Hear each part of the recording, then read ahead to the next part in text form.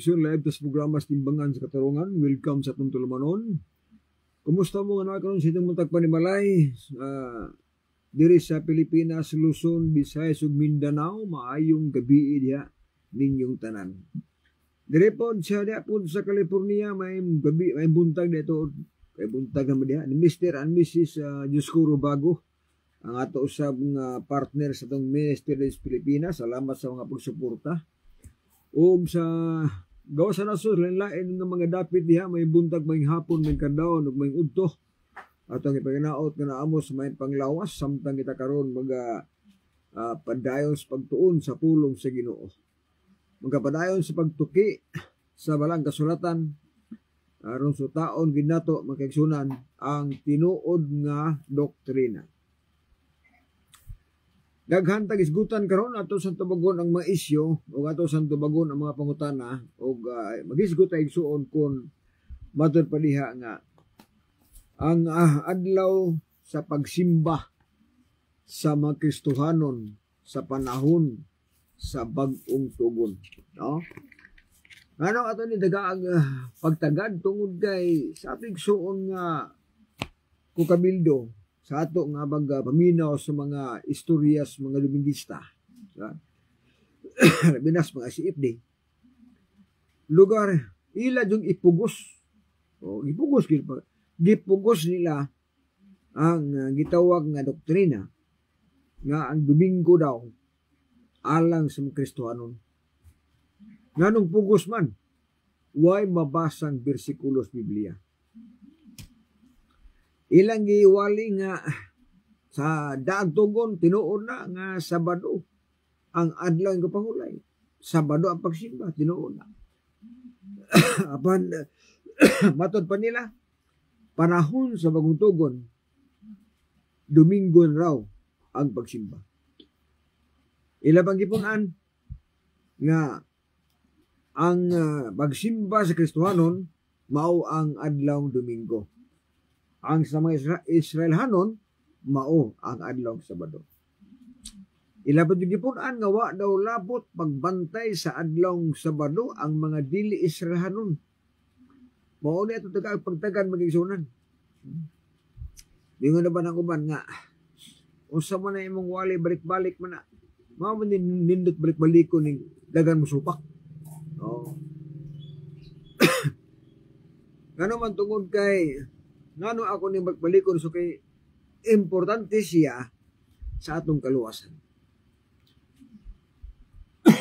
Basi natuo mo nga ang Sabado dili importante. Kung ang Domingo sa inyo importante na, kay matud ninyo Domingo na pagsimba, mas importante ang Sabado tungod kay naa sa Biblia. Ang giingon ninyo nga ang Kristohanon ang pagsimba Domingo bisag walay bersikulos Biblia, apan sa akong giingon nga ang Sabado bisan pag Kristohanon ka mubantay ka. Kaya naana sa napulo ka sugo, naana sa bagong tugon nga mga Kristohanon magisunod. Basar ko ta. Sa buhat 11, versikulo 26. Nadre. Buhat 11, 26. Din magsugod ang Kristohanon. Nadre ang pahayag ison. Buhat 11, versikulo 26. Og sa iya nakit-an siya iyang gidala siya asantugya og sulod sa tibuok usa ka tuig. Sila nagtigtigom sa iglesia og ilang gipanduluan ang usa ka dakong panon sa mga tao. Og sa Antioquia ang mga tinun-an didto sugdi pagtawag og Kristohanon. Sa ato pa nagsugod ang pulong Kristohanon didto sa lugar sa Antioquia. Yang pangutana, unsa bang adlaw ang simba sa Antioquia? Tanaw na Biblia. Unsa adlaw ang simba sa mga Kristohanon dito? Buhat 13:14-15. Apan sila mibaktas gikan sa Perge og miabot sa Antioquia. Og sa pagkaadlaw nga ikapahulay sila misulod sinaguga og nang lingkod. Tapos sa pagbasa sa kasuguan og sa mga propeta siya gipasuguan sa mga punuan sinaguga. Gibang-ingnan nga mga igsuon kung aduna kamoy pulong sa pagmaymay alang sa katawhan, isulti ka na. Liman ka. Ningon dito nga sa Antioquia daw ang simbahan nila adlong Sabado. Nandito nagsugod ang pulong Kristohanon. Sa ato pa ang Kristohanon na pagsimba Sabado, hindi Domingo. Lahira sa walis mga CFD, walis Dominguista, nga ang Kristohanon daw ang simba Domingo. Mao lagi na. Walay mabasang bersikulo nga ang pagsimba sa Kristohanon Domingo. Di na mabasa. Ang mabasa dili nga ang pagsimba sa mga Kristohanon adlaw ning ikapahulay kung adlaw ning Sabado. Mo ginanaa sa Biblia makigsunan. Gani, ningon padistag na ni Propeta Isaias. Isaias 56, versikulo 6. Panalanginan ko usab ang mga dili Israel hanon. Ora, nga nagatugyan sa ilang kinabuhi kanako aron sa pag-alagad, sa paghigugma o pagsimba kanako, o nagatuman sa akong mga sugo bahin sa adlawng igpapahulay, o nagatuman sa akong kasabutan. Sa Ginoo, iyang panalanginan ang dili Israel hanon. Naunsa man ang dili Israel hanon. Iya daw iyang panalanginan ang dili Israel hanon nga matud pa diha nag-alaga niya o nagsimba niya o nagtuman sa adlaw igpapahulay, adlaw Sabado, o nagtuman sa mga sugo matud pa diri sa adlaw bahin sa adlaw igpapahulay o magatuman sa akong kasabutan. Dili Israel hanon. So, Kristohanon, kaya di man Israel or Hintil. Muna misyon na diya. Lahing versikulo pa sa ano to? Sa 56, versikulo 2, ningon diri. Ang dili Israel hanon nga nagtugyan sa ilang kinabuhi sa Ginoo, dili angay magunauna nga dili gayon sila isipon sa Ginoo nga iyang mga tao. Og ang mga kinapon dili angay magunahuna nga dili sila mahimong bahin sa katawhan sa Dios. Okay. 2. Tingnan dire. Bulahan ang tao nga nagahimo og nagatuman niini og wala magpasipala sa adlaw nga ikapahulay, og bulahan usab ang tao nga wala maghimog daotan. Liman ka. Mao ginagingon ni Hioba. Patunhayan ninyo ang hustisya ug buhatan ninyo ang matarong, kaya sa dili badugay luwason kuna kamo og hatagan sa kadaugan. So may tambag, bulahan ang tao nga nagamantay sa adlaw igpapahulay.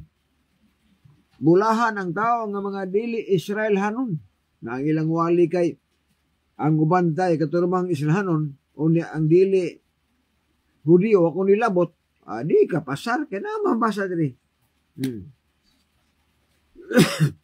O sabay ingon, napulo kasugo daw, ang ubantay ito, kadto pa mga Hudiyo.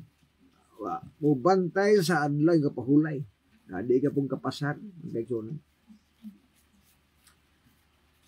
Sa Exodo 20, mabasa din.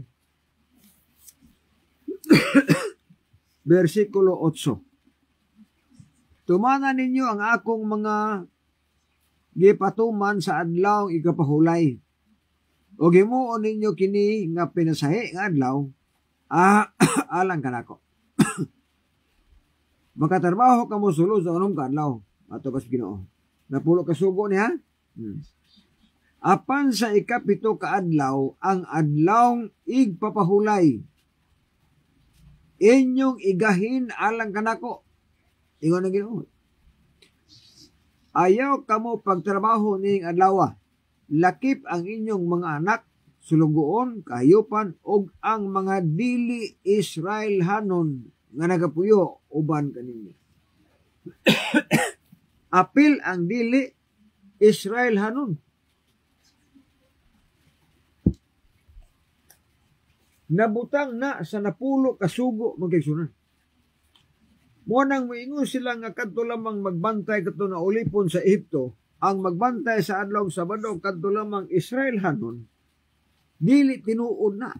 Tungod ka sa napulo kasugo, gibutang dito nga ang dili Israelhanon paapilon pagbantay sa adlaw igpapahulay. Ningon pa ganig bulahan ang mga dili Israelhanon. Bulahan ang dili Israelhanon nga nagatuman sa sugo bahin sa adlawng igpapahulay. Og nagatuman sa akong kasabutan. Isaiah 56 versikulo 6. Klaro gina. Muna nga dili kapasar magigsunan ang unahuna nga panahon daw sa pagungtugon ang magkristohanon dito ang pagsimba ng Domingo. Kaysa ako nag-iingon, bisag usa na lang kalinya, di kinabasa na nga ang kristohanon ang ilang pagsimba Domingo. Wala na. Sa tinuod lang, magkikson.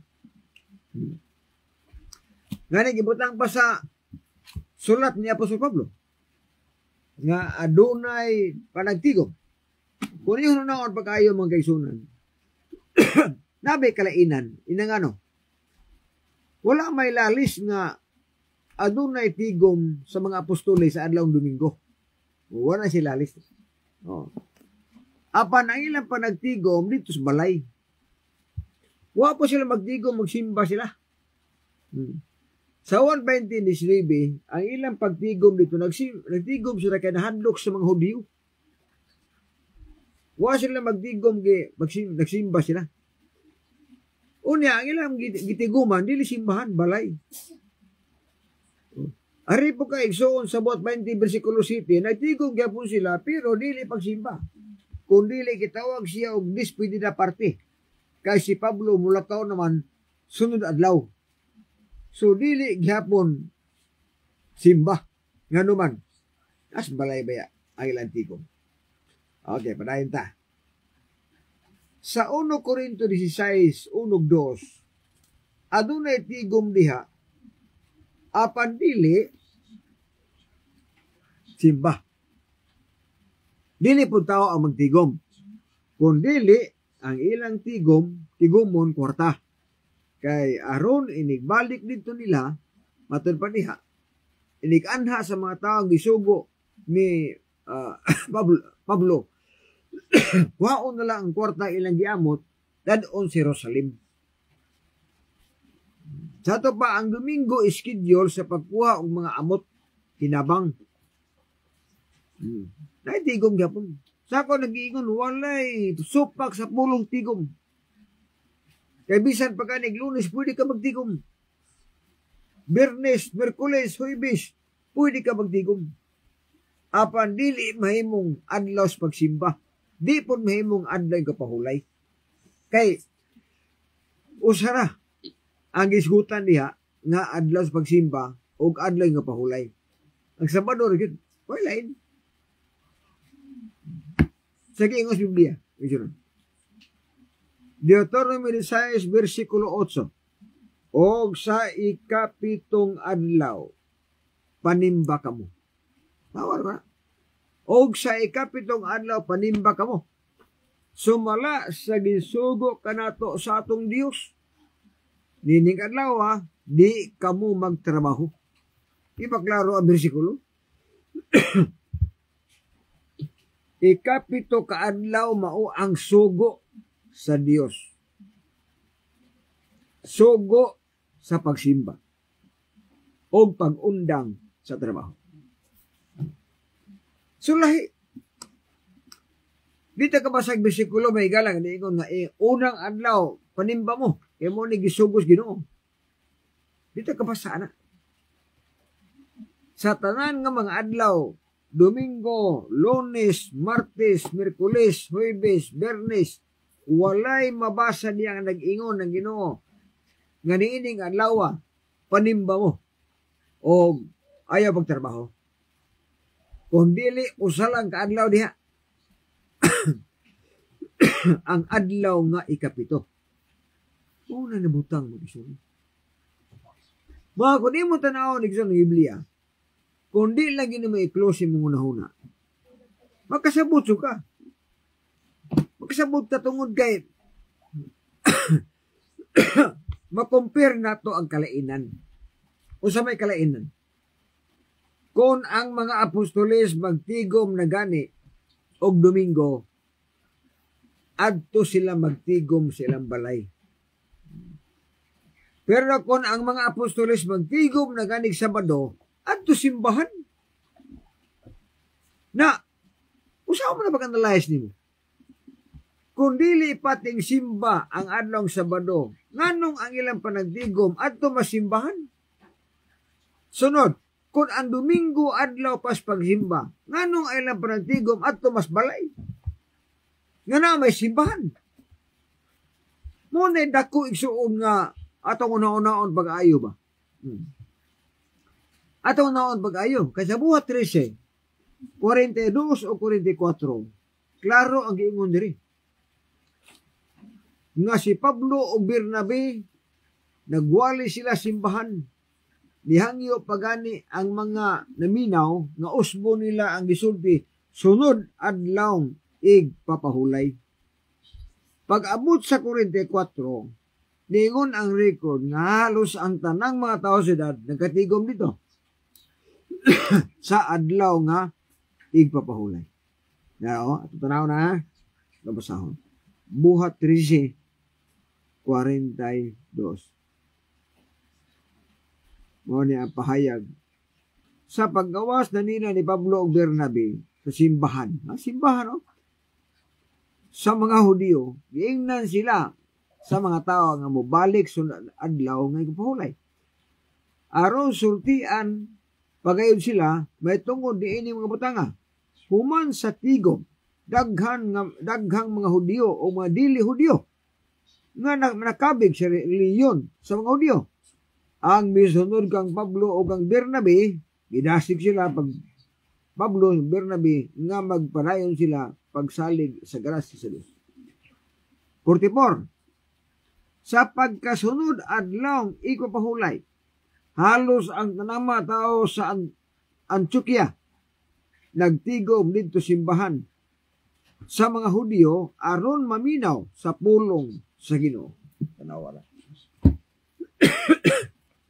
Mga Hudiyo o dili Hudiyo nagkatigom dito. Walay Domingo nga pagtigom simbahan. Ang atong nabasa diya nga nihangyo sila human sa tigom simbahan sa adlaw igpahulay. Hangyo sila nga ang inyong gisulti usbon sunod Sabado. Ano man ina usbon sunod Domingo? Ano wala man ina? Tungod ka wala simba Domingo lagi. Walay pagsimbas Domingo. Kaya ang adlaw Sabado soon, naapil na sa napulo kasugo. Wala na malain. Wala nagiingon na gisulat ang siyam kasugo o niya ang napulo, ang ikaapat kasugo. Gilaed pagsuwat? Wala. Gidunga na pagsulat sa Ginoo ang napulo kasugo. Apil diha ang adlaw Sabado. Apil diha.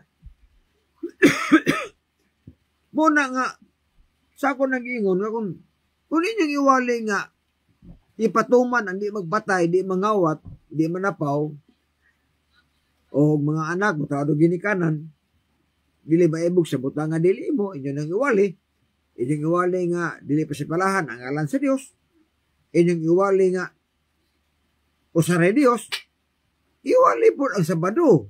nga ikapahulay kay kauban na. Iwali sab nga dili magyukbo og ribulto kay kauban siya. Nag-ari ka suluban Katolik. Ang mga siibdi magwali kay walo ra may isulti. Di naman iwali tong aya pagyukbo og mga ribulto. Di na iwali na. Dili na iwali nga santusa ang Sabado. Di na iwali. Pero muwali sila nga osare Dios. Muwali sila nga dili pa sipalahan ang alas Ginoo. Muwali sila nga di magpatay. Ilan ang iwali. Apan dili sila muwali nga ayaw pagyukbo og ribulto. Dili siya muwali nga Sabado ang simba. Sa ito pa, ang ilang wali, walo na kasugo. Ang walo, ang napulo, kuha ang duha. Ang giwali, ang walo, ang duha, wala iwali.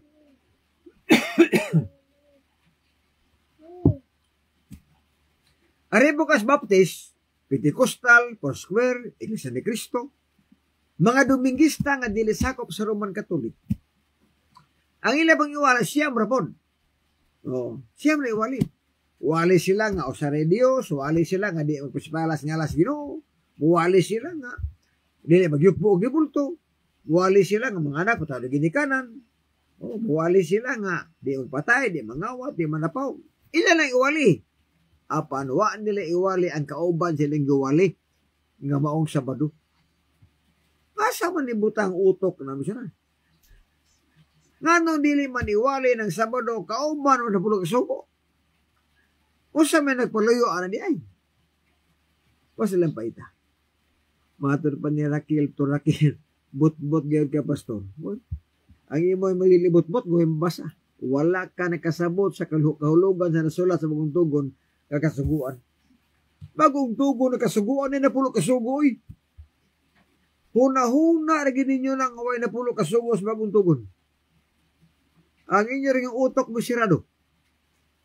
Pero sa bagong tugon, mismo gani si Kristo nagsulti og 10 Commandments. Kita na Biblia, Living Bible. Sa Lucas 18:20, nag-ingon din. Lucas 18:20. Ya. Nangutana ang dato nga batanon. Sa tubag ni Kristo. Once a Jewish religious leader asked him this question. Good sir, what shall I do to get to heaven? Nangutana ang dato. Kasi buhatan ako para mag-adto og langit. Sabay tubag Ginoo. But as to your question, you know what the 10 Commandments is? Kaliman ka na, kabalo na ka na. Unsay giingon sa napulo ka suko. Nya kung miingon ka nga, bagong tugon nga kasuguan, ang bagong tugon na kasuguan, wagi na mausap. Nagpabilin ang napulo ka suko niya. E kung miingon ta nga, sa bagong tugon, wala na yung napulo ka sugo. Usa nagsunod ni Kristo? Sa Mateo 19, 17. Midool ang taong datos Ginoo ng utana, magtutudlo, unsay buhaton nako aron ako makapanunod sa kinabuhing gayon. Ingon ng Ginoo, kung gusto kang musulod sa kinabuhi, tuman ng mga sugo.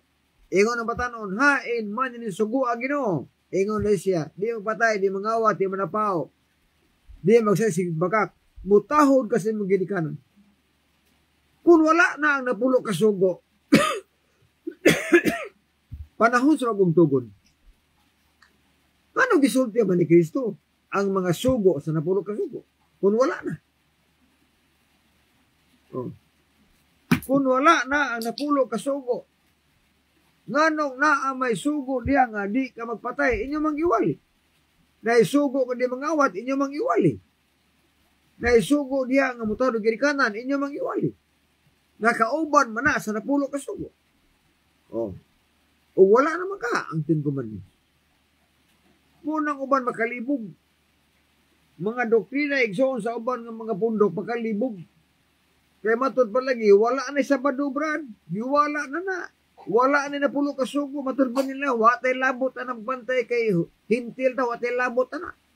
Pero, ang kasulti mo way labot, katuman pag siyam kasugo.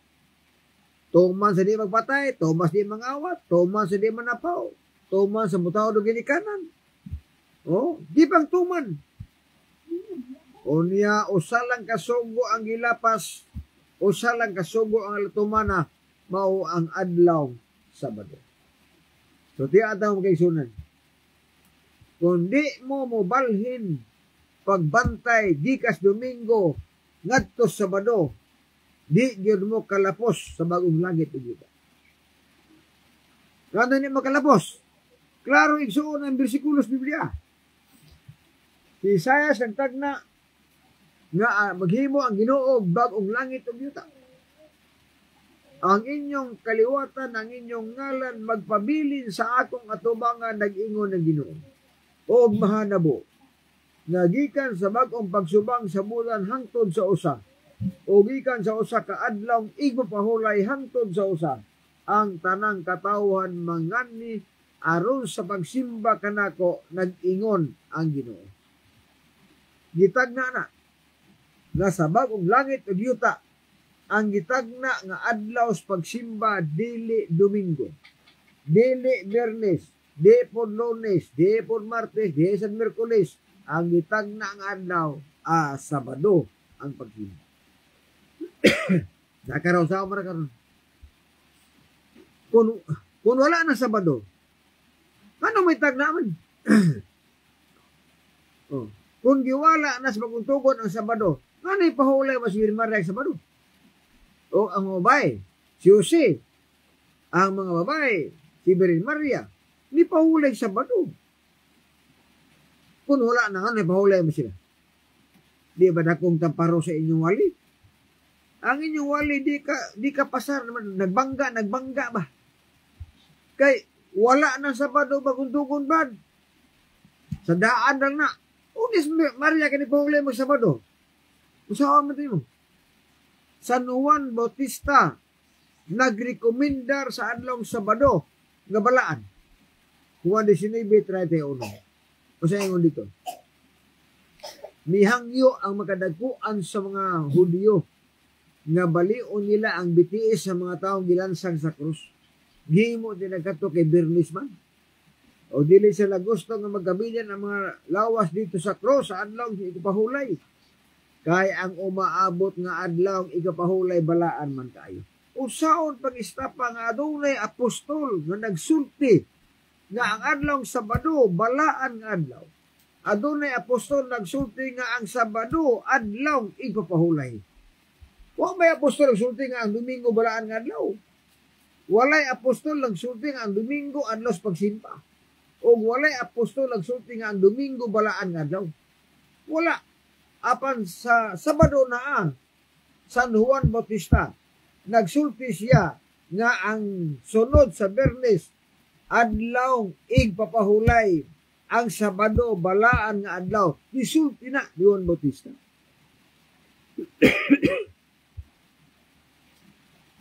Sunod, San Lucas nagsulat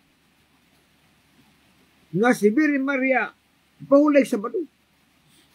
Ang ilang giingon nga mamamiri sa mga CFD, sa mga Katoliko. Kung naara ko ninyo mga Roman Catholic o mga CFD, ang inyong gitawag og mamamiri, ang pahulay sa nanawag og mamamiri, Domingista mo. Tinuod ma. Lalo gis tinuod.